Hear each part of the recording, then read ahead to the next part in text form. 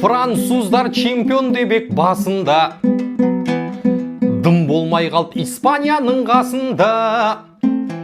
Шеберлікті өлшеткен, шедеврді көрсеткен Қызыл Фурия саған рахмет расында. Өткен жолы Роналдуды ұшырдың, Бельгияны да жолдан былай ысырдың. Португалия мен білсем, не үшін ұшты деп жүрсем, ақиқатын бүгін ғана түсіндім. Испанияның сұмдық екен ортасы, Родри, Ольмо, Руиздердің алқасы.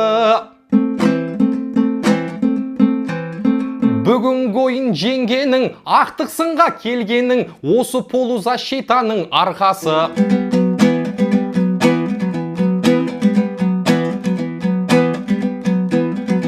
Ертең Месси барлығынан жоғары, Англияда бұл турнирдің қонағы. Сіздерге айтар сөзім бар, комментарий жазыңдар, Испанияға кім қарсылас болады? Сіздерге айтар сөзім бар, комментарий жазыңдар, финалдағы кім қарсылас болады?